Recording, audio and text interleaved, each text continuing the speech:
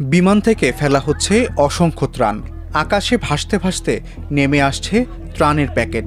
দৃশ্যটি সুন্দর, কিন্তু প্রশ্ন হচ্ছে এভাবে খাবার ফেলার মাধ্যমে গাজাবাসীর আসলে কতটা উপকার হচ্ছে। ২৭ জুলাই জর্ডান ও আরব আমিরাত গাজায় ২৫ টন খাবার ফেলেছে। ১ আগস্ট ৬টি দেশ মিলে পাঠিয়েছে ১২৬টি প্যাকেট।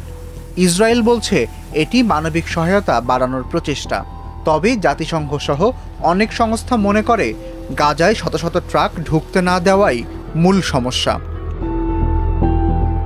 জাতিসংঘের ফিলিস্তিনি শরণার্থী সংস্থার মুখপাত্র জুলিয়েট তৌমা প্রশ্ন তুলেছেন, যেখানে একসঙ্গে শত শত ট্রাক পাঠানো সম্ভব, সেখানে কেন ঝুঁকিপূর্ণ ও ব্যয়বহুল এয়ারড্রপ হয় কিভাবে? সামরিক উড়োজাহাজ থেকে খাবার ও ত্রাণ প্যালেটে ভরে প্যারাশুটের মাধ্যমে ফেলা হয়। এক একটি খাবার ভর্তি প্যালেটের ওজন প্রায় ১২০০ পাউন্ড, আর পানি থাকলে তা হতে পারে ২০০০ পাউন্ড পর্যন্ত ভারী। এয়ারড্রপে ঝুঁকি কোথায়? এমন ভারী ত্রাণ যখন নিচে পড়ে তখন তা জীবনঘাতী হয়ে উঠতে পারে। গত বছর এরকম এয়ারড্রপে মানুষের মৃত্যু, আহত হওয়া এবং সম্পত্তির ক্ষয়ক্ষতির ঘটনা ঘটেছে। কিছু ত্রাণ গাজা নয়, পড়েছে সমুদ্রে কিংবা ইসরায়েলের ভেতরে। জাতিসংঘ জানিয়েছে ২৭ জুলাই প্যাকেট পড়ে কিছু তাঁবু ক্ষতিগ্রস্ত হয়েছে এবং মানুষ আহত হয়েছে। মানবাধিকার ও ত্রাণ বিশেষজ্ঞদের মতে এই এয়ারড্রপ পদ্ধতি ব্যয়বহুল, অকার্যকর এবং অত্যন্ত বিপজ্জনক। গত বছর এভাবে ত্রাণ পড়ে অন্তত ৫ জন ফিলিস্তিনি নিহত হয়েছেন বলে জানিয়েছে গাজার কর্তৃপক্ষ। এয়ারড্রপের চেয়ে সড়কপথে ত্রাণ পাঠানো কি বেশি কার্যকর?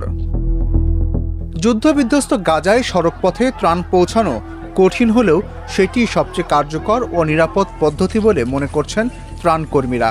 সিরিয়া ও ইরাকে এয়ারড্রপ তদারকি করেছেন রিফিউজিস ইন্টারন্যাশনালের প্রেসিডেন্ট জেরেমি কনিনডাইক।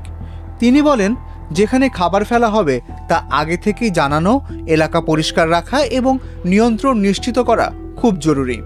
কিন্তু গাজার মতো সংঘাতপূর্ণ এলাকায় তা সম্ভব হয় না। খরচ কোথায় বেশি? ২টা ট্রাক যতটুকু ত্রাণ নিতে পারে তার সমপরিমাণ নিতে পারে একটি প্লেন। কিন্তু প্লেন পরিচালনার জন্য বিশেষজ্ঞ পাইলট, ক্রু ও কার্গো লাগে। তার তুলনায় ট্রাক চালানো অনেক সহজ এবং চালকও অনেক বেশি পাওয়া যায়। এছাড়া বিমান থেকে ত্রাণ ফেলতে খরচও বেশি।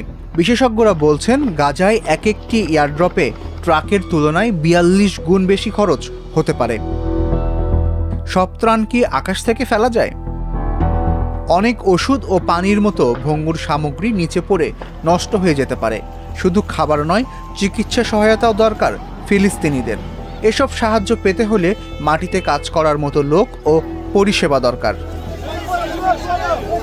বিমানে করে ত্রাণ পাঠানো সাময়িকভাবে কিছু সহায়তা দিলেও এর কার্যকারিতা সীমিত। সবচেয়ে কার্যকর ও টেকসই সমাধান হলো সড়ক পথ খুলে দিয়ে নিরাপদভাবে মানবিক সহায়তা নিশ্চিত করা।